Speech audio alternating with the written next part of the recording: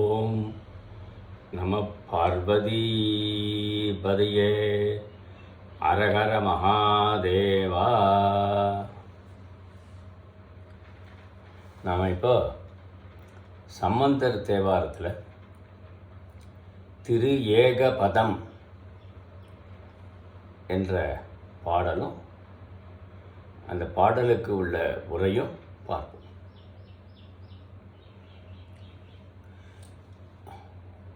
சீர்காழிக்கு 12 பெயர்கள் இருக்குது.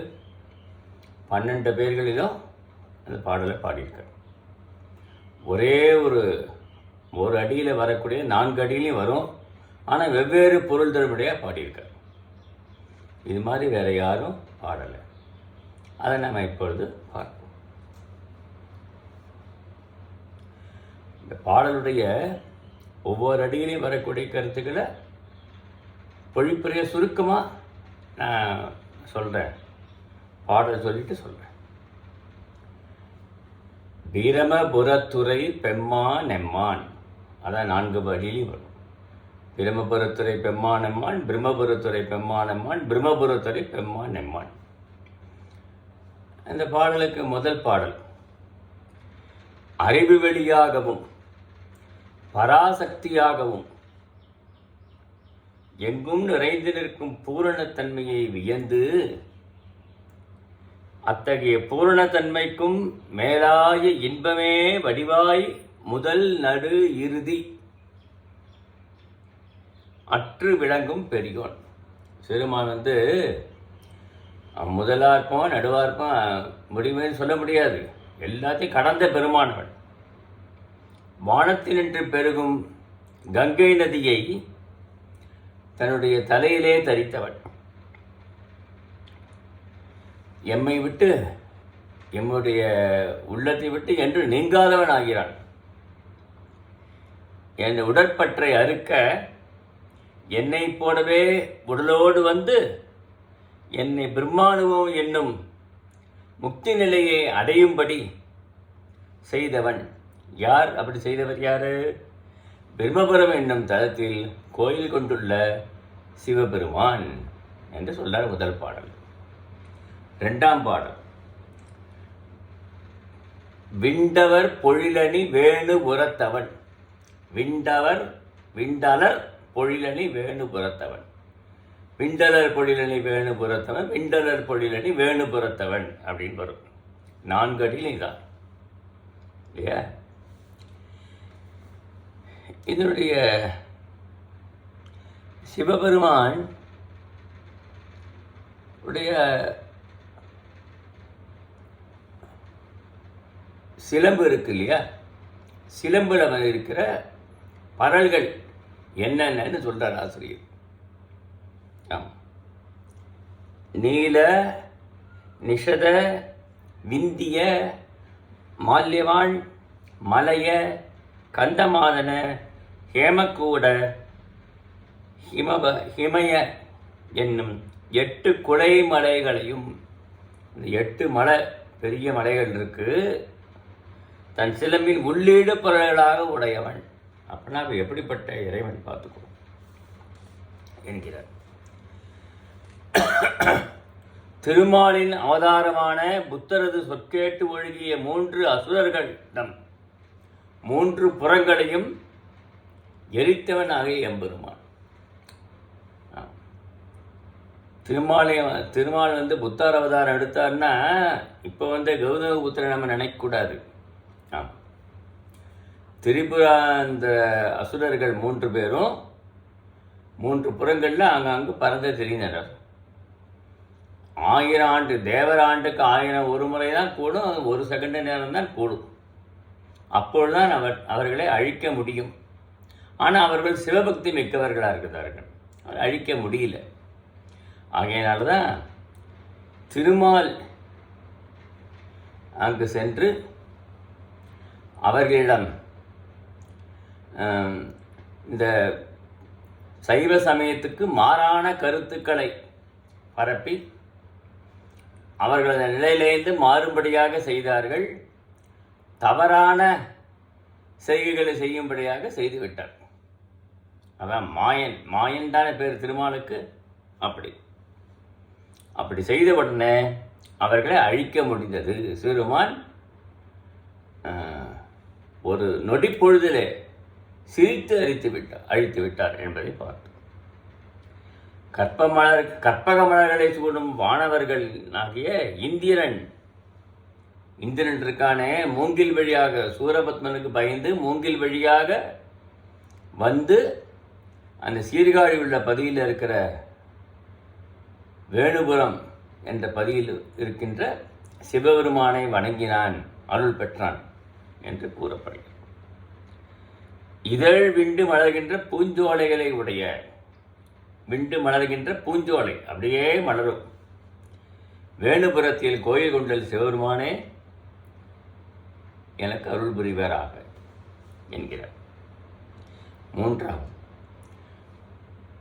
புண்டரிகத்தவன் மேவிய புகழியே, புண்டரிகத்தவன் மேவிய புகழியே, புண்டரிகத்தவன் மேவிய புகழியே, புண்டரிகத்தவன் மேவிய புகழியே. எனது சித்தமனம் அறுத்து என் இதயத்தாமரையின் கண் காட்சி கொடுத்து இடையரா ஆனந்தம் கொடுத்து புகலிடமானாள். என் இதயத்தை அவர் வீட்டு வைக்கிறான், எனக்கு உள் மனசில் காட்சி கொடுத்திருக்கிறார், என்னுடைய உள்ளத்திலேயே ஆனந்தமயம் பெற்றிருக்கிற எம்பெருமான் என்கிறார். திருநீற்றினை அணிந்தவன், அவன் ரொம்ப கருணையாளன். சிவ என்று சொன்னாலே அடியாருடைய பாகத்தை போக்கக்கூடியவன், கருணையாளனவன். எனது பாட்டினையும் ஞானசம்பந்தர் சொல்றாரு, அவருடைய நிலையிலிருந்து சொல்கிறார், அவருடைய பாட்டினை உகந்து கேட்கிறான் என்று. புலிக்கால் முனிவரனுக்கு தனது ஞானக்கூத்தினை பொட்டில்லை மன்றினுள் ஆடிக்காட்டியவன். புலிக்கால் முனிவர் அவருக்காக தில்லை பொன்னம்பலம் என்ற சில்லை பதியில அவருக்காக நடனமாடி காட்டியவர்.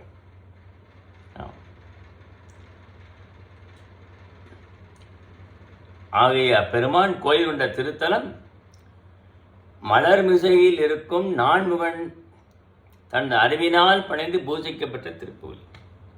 நான்முகன் பூசிக்கப்பட்டதா திருப்புகழிங்கிற படி. ஆமாம், நான்முகன்னா பிரம்மதேவன் பூசித்த பற்றி திருப்புகழ் என்கிறார். அதற்கப்புறம் நான்காவது பாடல், விலங்கொளி திகழ்தரு வெங்குரு மேவினன். விலங்கொளி திகழ்தரு வெங்குரு மேவினன், விலங்கொளி திகழ்தரு வெங்குரு மேவினன். கன்று குணிலாக கொண்டு விளாங்கனிய திருமாலினை தன் ஒளி திகழும் திருமேனியில் பாதியாக வைத்தவன். இங்கே பாகவதத்தில் வர செய்தியை கூறுகிறார். கண்ணபிரானை கொள்வதற்காக கம்சன் பல அசுரர்களை அனுப்புகிறான்.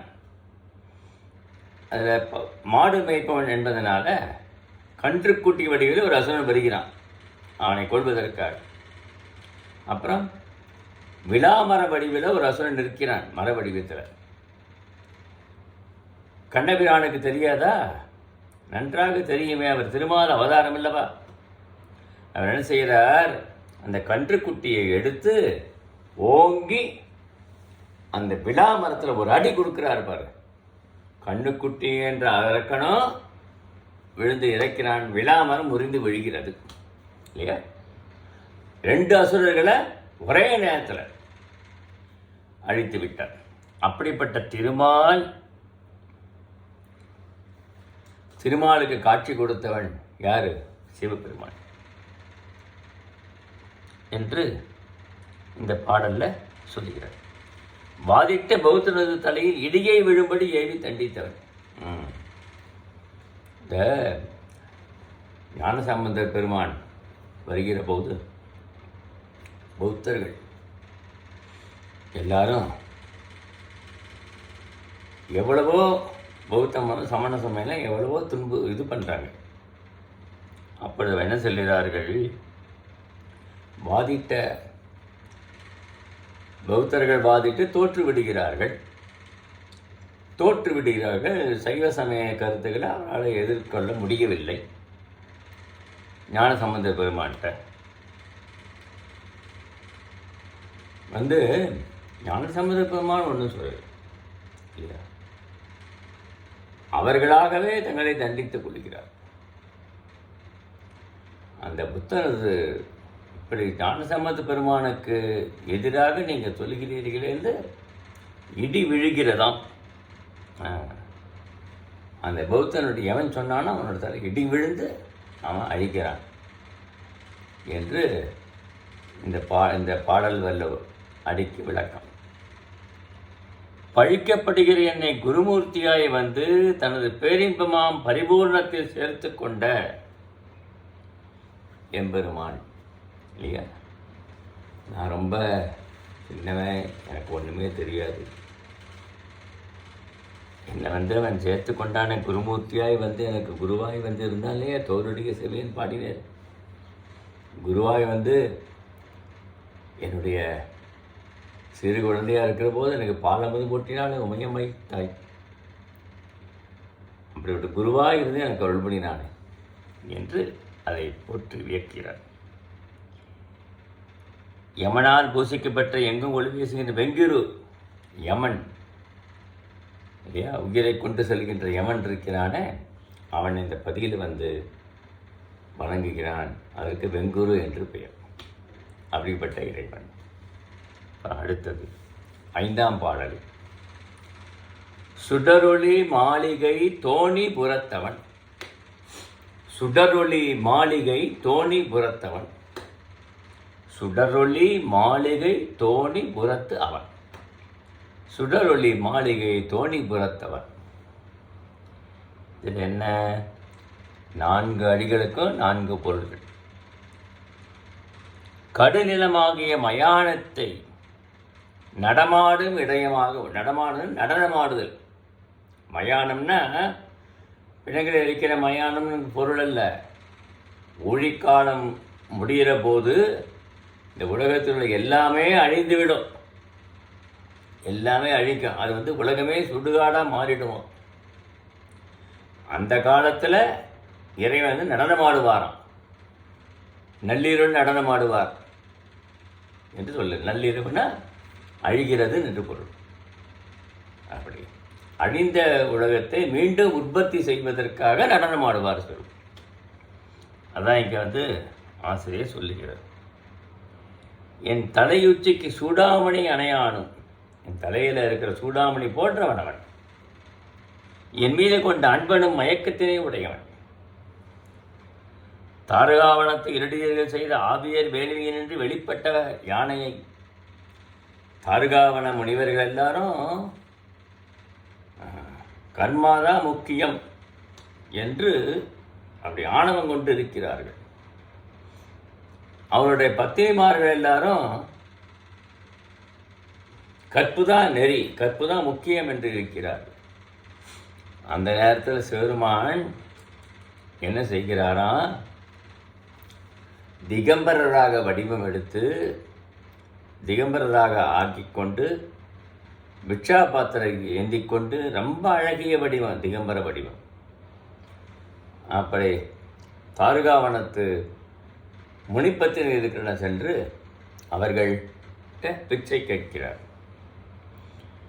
அவர்களெல்லாம் என்ன பண்ணாங்க? கற்பு நெறின்னு சொன்னாங்க இல்லையா. சிவபெருமானை பார்த்த அந்த இதில் மயங்கி அவன் முன்னாடியே போயிட்டாங்க எல்லாம். இங்கே திருமால் மோகினி அவதாரம் எடுத்து தாரகா முனிவர்கள் யாகம் செய்கின்ற இடத்துல வந்து மோகினி அவதாரம் எடுத்து அவர்களை மயக்கினார்கள். யாகம் வந்து அதனால் அவர்கள் என்ன செய்தார்களாம்? ரொம்ப கோபம் கொண்டு சிவபெருமானையும் கோபம், திருமால் மேலேயும் கோபம். நீ ஏன் மதிமதிங்கின? நீ மற்றவனுடைய யாகம் செய்து கொண்டிருக்க வேண்டியது தானே வேள்வியில். என்ன செய்தார்களாம்? வேள்வியிலிருந்து ஒவ்வொரு பொருளாக ஏவி சிவனை அழிப்பதற்காக அது வந்து ஒவ்வொரு பொருளை சிவருமான் வந்து ஏற்றுக்கொண்டு விட்டார். இப்பொழுது அந்த யானையை ஒன்று தாரகாவனத்து முனிவர்கள் யானையை போய் கொல்லட்டம் என்று அனுப்புகிறார்.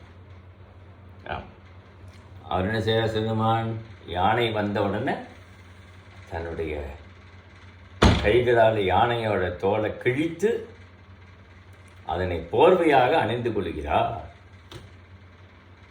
என்று சொல்றார் ஆசிரியர். பிறவி பெருங்கடல் நின்றும் ஆன்மாக்கள் கரையேக தெப்பமாக இருப்பவனும். நம்ம பிறவிங்க கடல், எத்தனை பிறவி நமக்கோ தெரியாது, சொல்ல தெரியாது. அந்த பிறவியிலேருந்து நாம் மீள வேண்டும் என்றால் அதுக்கு தெப்பமாக இருப்பவன் சிவருமான் தான் என்கிறார் ஆசிரியர். நவமணிகள் அடைத்த மாளிகைகள் சூழ்ந்த தோணிபுரத்தை இடமாக உடையவன் என்று சொல்றார் ஆசிரியர். தோணிபுரம்ங்கிற ஊர்ல இடமாக உடையவன் மாளிகை. அடுத்தது பூசுரர் சேர் பூந்தராயவன் பொன்னடி. பூசுரர் சேர் பூந்தராயவன் பொன்னடி. பூசுரர் சேர் பூந்தராயவன் பொன்னடி. பூமியிலுள்ளோர் தேவர்கள் என்னும் இவர்களை தோற்றுவிக்கும். பூசுரர்னா அந்தணர்களை குறிக்கும். பூமியில் உள்ள தேவர்கள் என்று பெயர். பூமியில் உள்ளோர் தேவர்கள் என்னும் இவர்களை, பூமியில் உள்ளவர்கள் அந்தணர்கள் தான். அதுபோல பூமியில் உள்ள அந்தணர்கள் பூசுரர். இன்னொரு பொருளும் கொள்ளலாம். தேவர்கள் பூனா பூலோகம், பூலோகத்தில் இருப்பவர்கள், சொர்க்கலோகத்தில் இருப்பவர்கள், தோற்றுவிக்கும் நான்முகனையும் திருமாலையும் அருட்சக்தியாகிய கண்ணாடியில் காணும் பிரதிபிம்பமாக கொண்டவன். தான் பிம்பம், மற்ற பிரதிபிம்பம் என்றவர். இது என்ன பொருள்னா, சிவபெருமானை தான் பிரம்மதேவனாயிருந்து படைத்த தொழிலை செய்கிறான். சிவபெருமானை தான் திருமாலாக இருந்து காத்த தொழிலை செய்கிறார். திருமாலை ருத்ரனாக இருந்து அழித்து தொழிலை செய்கிறார். அதாவது பிரதிபிம்பம். பிரதிபிம்பமாக அவர்களை வைத்திருக்கிறார் என்று ஆசிரியர் சொல்லுகிறார். சிவஞானிகளுக்கு அருள் கூத்து ஆனந்த கூத்து ஆடுவோன். சிவஞான முனிவர்கள் எல்லாரும் முனிவர்களுக்கு சிவஞானிகள், ஞானம் பெற்றவர்கள். அவர்கள் ஆனந்த கூத்து ஆடி அவர்களுக்கு அருள் செய்கிறார். முழுநீர் பூசிய முனிவராக விளங்கும் மூலப்பொருளாகிறான். முழுநீர் பூசிய முனிவனாக இருக்கிறான். முழுநீர் பூசிய அடியார்க்கும் அடியேன்னு சொன்னாலே சுந்தரமூர் சுவாமிகள். முழுநீர் பூசிய மூலப்பொருளாக இருப்பவன் சிவருமான். மறைவிலா மறையோர் வாழும். மறுன குற்றமே இல்லாத மறையோர்கள் தன்னுடைய கடன்களை விடாமல் செய்து வருகிறார்கள். சந்தியாவந்தனாதிகள், வேதம் போதுதல், போதுவித்தல், வேட்டல், வேட்பித்தல், தானம் வழங்குதல், தானம் பெறுதல். இது 6 தொழில் அந்தணர்களுக்கு விடைவிடாமல் அழகாக செய்து வருகிறார். அப்படி அவர்கள் வழிபடுகின்ற சிறுமான், திருவடி தாமரை உடைய சிறுமானுக்கு வணக்கம் என்று இந்த பாடலில் சொல்லுகிறார். அடுத்து 7வது பாடல். செருக்குவாய் புடையான் சிரபுரம் எண்ணின். செருக்குவாய் புடையான் சிரபுரம் எண்ணின். செருக்குவாய் புடையான் சிரபுரம் எண்ணின். தன் அடி சார்ந்தார்தம் செருக்கினை அழித்தவன். தன்னுடைய அடிகளை சார்ந்தவருடைய செருக்கினை அழிப்பவன். அவன் அடிகளை சாராதவர் இருப்பார்கள். அவர் அடியை வணங்காதவங்கெல்லாம் இருக்காங்க இல்லையா, அவருடைய செருக்கினை அழிப்பவன் அவன்தான். ஆணவம், பெரிய பரம்பொருளோ என்று ஆணவத்தோடு இருக்காங்க இல்லையா, அவருடைய ஆணவத்தை அழிப்பவன். அடித்தாரனை எனது ஆன்மாவையே தன் இருப்பிடமாக உடையவன். நான் திருவடியை தொழுகின்ற என்னுடைய ஆன்மாவை இருப்பிடமாக இருக்கிறான் சிறுமான். மண்ணையுண்ட மாயோவனின் எலும்புக்கூட்டினை தன் திருமேனியில் தரித்தவன்.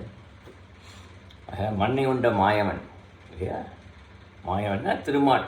மண்ணை உண்டான். அவனுடைய எலும்புக்கூடு தன்னுடைய மார்பிலே தளித்தவன். ஒழிக்கால வரும்போது திருமால்களும் அறிந்து விடுவார்கள். அது திருமாலை தன்னுடைய மார்பிலை தரித்தவன், அந்த எலும்புக்கூடு இருக்கும் இல்லையா, அதை என்று பிரம்மர்களும் பலர் அழிந்து விடுவார்கள். திருமாலும் அப்படிதான் அப்படிங்கிறத காண்பிக்கிறது. விண்ணுலக போகத்தை விரும்பியவருக்கு அவ்வாறே அளிக்க வல்லவன். உனக்கு விண்ணுலகமாகிய சொர்க்க போகத்தை விரும்புகிறாயா, அதை உனக்கு அளிக்க வல்லவன் அவன் தான்.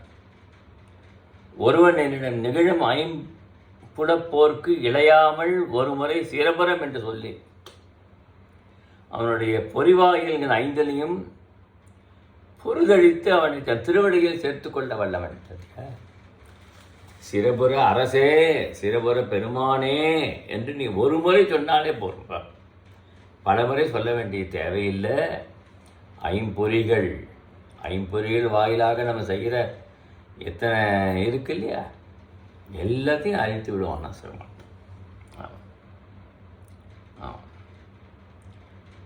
இப்படி பொறிவாயில் ஐந்தனையும் பொருதழித்து அவனை காப்பன் செருமான் என்று சொல்லுகிறார். அடுத்தது 8ஆம் பாடல். பொன்னடி மாதவர் சேர் புறத்தவன். புறவத்தவன், புறவங்கிற பதி. பொன்னடி மாதவர் சேர் புறவத்தவன், பொன்னடி மாதவர் சேர் புறவத்தவன். பொலிவுடைய மாயா நாடகமாடும் காளியையும் பூதங்களும் வாழும் மயானத்தேதன் கோயிலாக உடையவன். இல்லையா, சிறுமானுடைய மயானம் தான் சொன்னேன். உலகமில்ல 1000 பேர் மயானம் தானே. அதில் ஆடுகின்ற காளி ஆடுகிறார், பூதங்கள்லாம் ஆடுகிறது, தானும் அங்கே இருப்பான் சிறுமான் என்கிறார். தூணறிக்க ஒழுகும் முனிவர்களின் தவம் செய்யும் காட்டில்கள் தானும் தனித்துவம் செய்வோம். முனிவர்கள் காட்டில், தூய முனிவர்கள் காட்டில் தவம் செய்கிறான் இல்லையா, அந்த முனிவரோடு கூட அவனும் இருப்பானா, இருந்தால் அவனும் தான் செய்வான். அப்போது அவர்களுடைய இருக்கிறான், அவர்களுக்கான் செய்கிறான். திருமகள் போன்று அணிகளை போன்ற தாருகாவனத்து இருடி பத்தினியர்கள் தனக்கு பிச்சையிட வந்தபோது தனது நிர்வாண நிலையை அவர்களுக்கு அருளிமாறு ஆகிய அப்புறம் சொன்னேன். முன்னே சொன்னேன் இல்லையா, தாருகாவனத்து முனிவர்களுக்கு முனிவருடைய பத்தினிமார்கள்ட்ட சென்று நிர்வாண கோலத்தில் பிச்சை யாசிக்கிறான். அவருடைய கற்பனை கவர்ந்தவன் என்று. பொன்னிழைகளை அணிந்து கண்ணீர் விளையாடும் புறமம் என்னும் பகுதியில் கோயில் கொண்டவன். கண்ணீர்கள்னா நிறைய கண்ணீர்கள்னா பெண்கள், கண்ணீர் பெண்கள். அவர்கள் நிறைய அணிகள் எல்லாம் அணிந்திருக்கிறார்கள். அவர்கள் வணங்குகின்ற புறமம் என்ற பகுதியிலே கோயில் கொண்டவன். தெசமுகன் நெறிதர ஊன்று சண்பையான். பாட்டில் அப்போதான் பாட்டு. தசமுக நெறிதர ஊன்று சண்மையான், தசமுக நெறிதர ஊன்று சண்மையான், தசமுக நெறிதர ஊன்று சண்மையான். ஆன்மாக்களிடம் கருணை உடையவன் சேருவான். ஆன்மாக்கள், எல்லா ஆன்மாக்களும் சிவனையே நினைக்கின்ற ஆன்மாக்கள். தீயை ஊழும் வேகமிக்க படத்தை உடைய பாம்பினை அறையில் அணிந்தவன். உடம்பெல்லாமே சிவமான பாம்பு தான். தலையில் பாம்பு, கழுத்தில் பாம்பு, கங்கணமாக பாம்பு, இடுப்பில் பாம்பு, பாம்பே கோணமாக உடையவன். இப்படி உடம்பெல்லாம் பாம்பு அணிந்தவன் என்று சொல்கிறார். அறையில் பாம்பினை சுற்றி இருப்பவன், புலித்தோலை ஆடையாக உடுத்தவன். தாருகாவனத்திலேருந்து புலியை ஏவினார்கள் அவர்கள்லாம். தாருகாவன முனிவர்கள்லாம் ஆபிசார வேள்வி செய்து அந்த புலியை உரித்து அதனுடைய ஆடை தோளாடையாக உடுத்தி கொண்டான் என்கிறார். அகங்காரம் நீங்குமாறு எனது அறிவில் காட்சி கொடுத்தவன். என்னுடைய அகங்காரம்லாம் போக முடியாது, எனக்கு காட்சி கொடுத்தார் இறைவன். கைலாய திருமலையை திருவடம் கொண்டு தோன்றி ஆன்மாக்களை காப்பாற்ற விசேட ஞானமுடையவன். அவரை போல ஞானமுடையவன் யார்? பேரின்பத்தை கொடுக்க வல்லவன் அவன் தான். அறுவகை சமயத்தோருக்கும் அவரவர் சமயவனாய் விளங்குபவள். அறுவகை சமயம் இருக்கே, அறுவகை சமயத்தோருக்கும் சைவம் பாசுபதம் அப்படின்னு நிறைய இருக்கு. அதுதான் அறுவகை சமயம். சங்கரர் சொன்ன அறுவகை சமயத்தை சொல்லலை இங்க. இப்படி இந்த அறுவகை சமயம் வந்து சைவத்திலே இருக்கிற பிரிவுகள். அறுவகை சமயத்தோருக்கும் அருள் பண்ணக்கூடியவன் அவன் என்று கூறுகிறார் ஆசிரியர். 10 தலையுடைய ராவணனை கால் வீரலால் முறிய அடர்த்தவனாகிய மீசன் சென்பை என்ற திருத்தலத்திலே இருக்கிறான். ராவணன், 10 தலையுடைய ராவணன் இல்லையா, கைலாயமலையை வந்து தேர் விடுகின்ற இந்த தேரோட்டி சொல்லுகிற, அப்பா வேண்டாம், கைலாயமலையை வந்து சுற்றி பலம் வரணுமே தவிர இது பண்ண ஒரு சிவமா விட்டதுக்கு பதியல்லவா, நீ வணங்குற தெய்வம் அல்லவா. ஆணவத்தினால் என்ன பண்ணிக்கிறான், கைலாயமலை கேட்க போகிறான். கேட்கறேன். சிவமான் கால் வீரலால் ஒரு சின்ன சாதாரணமாக மூண்டினான்.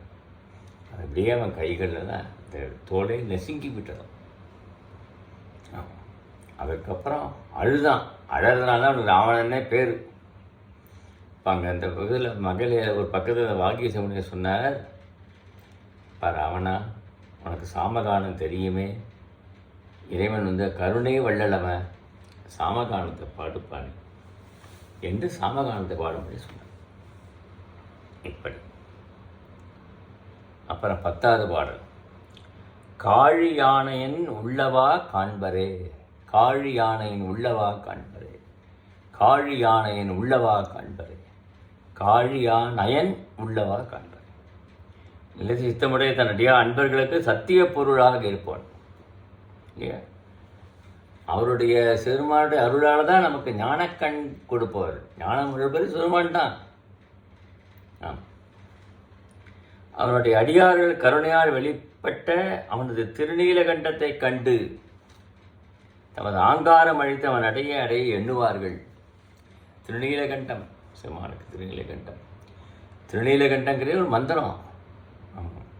சமுத்திர பெருமான் பாடியிருக்கார், திருநீலகண்டம் திருநீலகண்டம்னு சொல்லலாம் போ. அப்படி திருமான 4ஆம் எம்பெருமானுடைய அடிமுடி காணாமல் விடருற்றனர். கடைசியில் இறைவன் அவர்களுக்கு காட்சி கொடுத்தார். என் பொருட்டு, ஞான சமுத்திர பொருட்டுன்னு பொருள். காழிப்பதியை படைத்தவன், காழிய படைத்தவனே சிவருமான் தான். என் பொருட்டாக தான். என் ஐயன், எனக்கு தலைவன், ஐயன தலைவன்.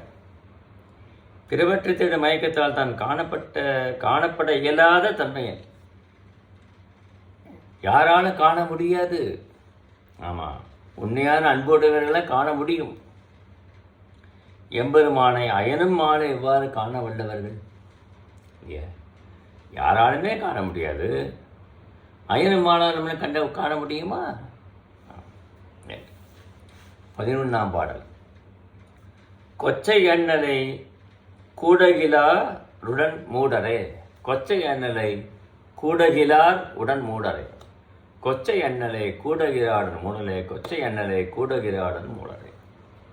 11வது பாடல், ஆணவ மலமுடைய ஆன்மாக்கள் பருவுடம்பாலும் நுண்ணுடம்பாலும் மறைக்கப்பட்டவர்கள். ஆணவ மலம் 3 மனம் இருக்கு இல்லையா, அதில் ஆணவ மனம் தான் முக்கியம். ஆணவ மனத்தை உடையவர்கள் இருக்காங்களே. பருவுடல், நமக்கு தெரிகிற பருவுடல், அப்புறம் நுண்ணுடல், இவற்றால் மறைக்கப்பட்டவர்கள். புலால் நாற்றமுடைய உடலின் கண் பற்றினான். இந்த உடம்பு வந்து புலால் நாற்றம் உடையது.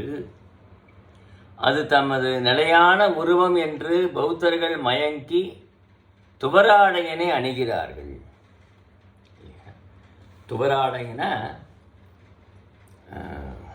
சன்னியாசிகள் அணியக்கூடிய அந்த காவி நிற வஸ்திரம் தான் சுவராடை சொல்லு. அவரை அடிக்கிறார்களே இந்த பற்றினால். இந்த உடம்பை வந்து பற்று விட்டையவர்கள் அவருடைய மதத்தில் இப்போ சொல்லலை இல்லையா. ஏன் உடை அணிகிறார்கள்? அப்புறம் மீன் மனம் கமழும் மச்சகந்தியை அவள் நறுமணம் உடைய கமழுமாறு இறைவனை வழிபட்டு மகிழ்ந்த பராசரன் வழிபட்ட பதி. இது மகாபாரதத்தில் வரக்கூடிய செய்தி. அதுக்கு ஆசிரியர் அழகாக சொல்கிறார். மச்சகந்தி, அதாவது சத்தியவதிங்கிற பெண். சத்தியவதிங்கிறவ கங்கை கரையில் ஓடம் விடுபவள். இக்கரையில் அந்த கரைக்கு ஓடத்தில் அழைச்சி கொண்டு விடுவாள். அப்படி ஒரு முறை அவள் ஓடத்தில் சிறு பெண்ணாக இருப்போம். 8 வயசு தான் இருக்கும், 10 வயசு கூட இருக்காது, சின்ன பெண். ஓடத்தில் பராசர முனிவர், வியாசரோட தந்தை பராசர முனிவர் வந்தவுடனே அவரை அழைச்சிட்டு போகிறார். பராசர முனிவருக்கு ஒரு ஞானோதயம். இந்த நேரத்தில், அதாவது இந்த க்ஷணத்தில் ஒரு குழந்தையை பெற்றாள், ஒரு ஆண்மகனை பெற்றாள், அவன் மூவுலகும் பிரகாசிக்கவனாக வருவானே என்று தோன்றியது. ஆகையினால அந்த செம்படவ பெண்ணான சத்தியவதியை யுவதியாக்கி அவளோடு ஆற்றிடை புணர்ந்து வியாசபெருமானை தோற்றுவித்தார். வியாசபெருமான் தோற்றுவித்ததுக்கு அப்புறம் உடனே அவளை பழையபடி ஆக்கிட்டார். யுவதியாக்கினால்தான் அவளோட வயிற்றிலிருந்து பிறக்கும் இந்த குழந்தை. ரிஷிகர்ப்பம் நாத்தங்காது என்று பெயர். ரிஷிகர்ப்பம் நாத்தங்காது. ரிஷிகள் அல்லவா அவர்? ஒரு நாள் கூட தங்காலம், அப்படியே வெளியில் வந்துடும். அதான் வியாச பகவான். கங்கை கரை அவர் போயிட்டார். இப்படி பராசர முனிவர் மீன் வாடை தான் அடிக்கலாம். மீன் பிடிக்கிறவ தானே, மீன் வாடை அடிக்கிறவளை புணர்ந்து இது பண்ணியதுனால அவருக்கு உடம்பெல்லாம் மீன் வாடையாக போயிடுச்சு. இவர் பெரிய தேஜஸ் உள்ளவர் இல்லையா, இவர் புணர்ந்ததுனால என்ன ஆகுது, அவளுக்கு பரிமள கந்திங்கிற பேராக போச்சு. அவள் வாசனை உடம்பெல்லாம் 8 மைல் தூரத்துக்கு வீசுமா. அப்படி பரிமள கந்திங்கிற ஆயிடுச்சு அவளுக்கு. என்ன பண்ணார், இந்த முடைநாற்றம் போனமே என்பதற்காக சீர்காழி பதியில்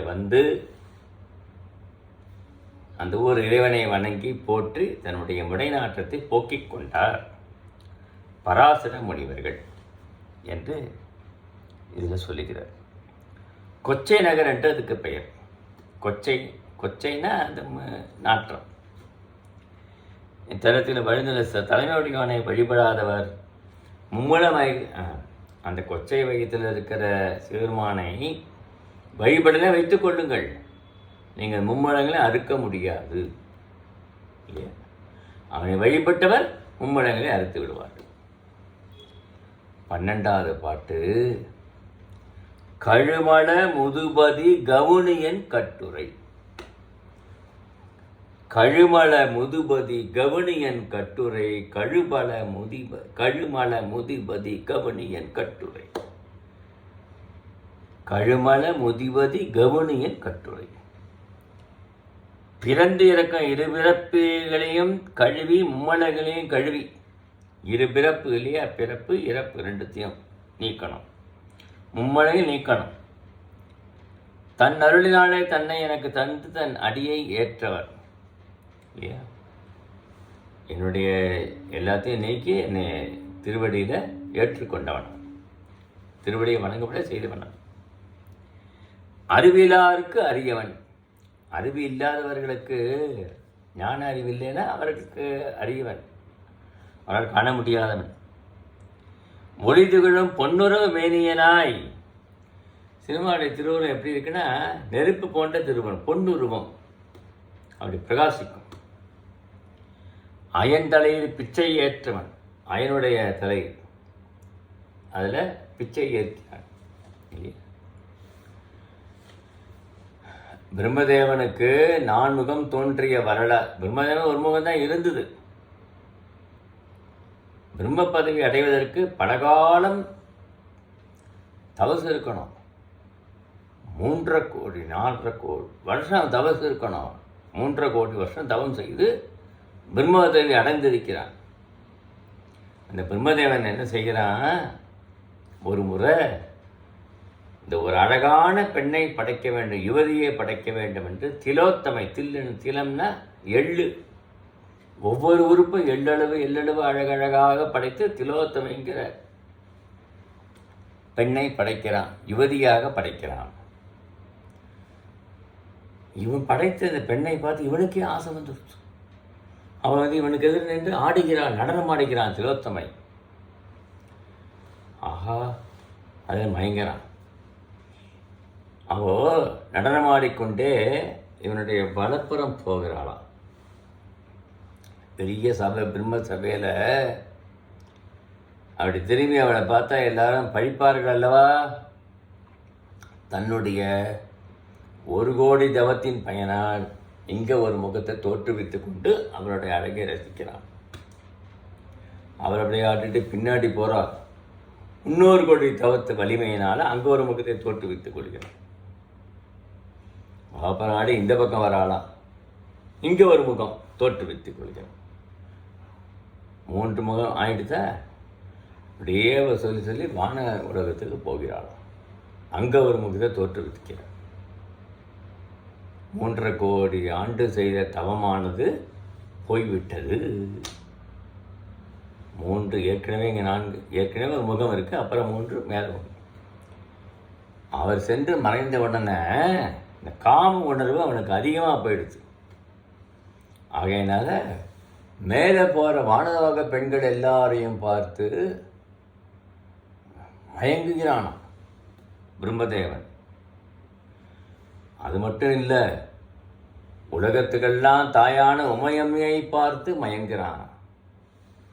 அதனால் சிவருமான் என்ன பண்ணினாராம், அவனுடைய உச்சந்தலை இருக்கு இல்லையா, அதை நகத்தினால கிள்ளி எறிந்தார். அதான் இந்த பாடலை சொல்லுகிறார். அப்படி தலையை கிள்ளின தலையை இவன் அதில் தான் பிரம்மதேவனுடைய தலையை எண்ணி பிச்சை அடிக்கிறார். இப்படி ஆணவம் கொண்டு மாட்டான் மனைவியை யார் ஒருத்தன் விரும்புகிறானோ, காம உணர்வு அதிகமாக செய்கிறானோ அவனுக்கெல்லாம் இந்த கதிதான் என்று காண்பது பிரம்மதேவன். பிரம்மதேவன் அந்தணன். அவனோட தலையை அறுத்ததுனால அவருக்கு ஒன்றும் பிரம்ம தோஷம் சிவனுக்கு வராது. நாம் சிறுமான வணங்கினாலே தோஷங்களால் நிவர்த்தி செய்யக்கூடியவன் அல்லவா, மெய்யான பரபொருளவன். ஆகையினால அவனுக்கு தோஷம் வராது. அப்படி உதிரத்தை ஏற்கிறார். திருமால் உதிரத்தை கொடுத்தாலும் மாம்பழ சாறு போல பிழிந்தால் கூட பாதி பேர் கூட நிறைய ஒன்றும் பிரம்ம கபாலம் அதை ஏந்திய சிறுமான் பிச்சை அடிக்கிறார். என்ன பிச்சைன்னா என்ன, நம்முடைய ஆணவமலம், கண்மமலம், மாயாமலம் இருக்கு இல்லையா, அதை 3ஐயும் பிச்சையாக ஏற்கிறார். ஏற்று நம்மளுடைய மனத்தை தூய்மைப்படுத்துகிறாராம். அதான் பிச்சை எடுப்பதுடைய தாத்பரியம், தத்துவம். அதான் நாம் உணர வேண்டும். இப்படி அதுக்கப்புறம் அறிவிலாருக்கு அறியவன், பொன்மேனி உடையவன் பார்த்தோம். 12 பேருடைய திருக்கழுமணம் என்னும் திருப்பதியில் கவுனிய கோத்திரத்தில் பிறந்தவன்.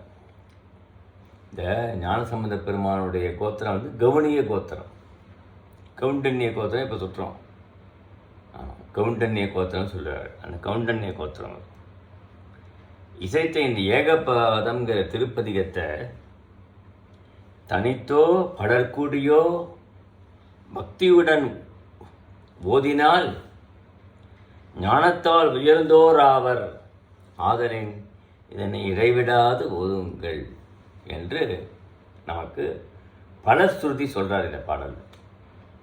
பக்தியினால் இந்த ஏகபதம்ங்கிற பதிகத்தை நாம் ஓதினா நமக்கு இறைவன் அருள் செய்வார், ஞானத்தை அருள்வார் என்று இந்த பாடலில் முடிக்கிறார். ஓம் நம பார்வதி பதையே அரகர மகா தேவா.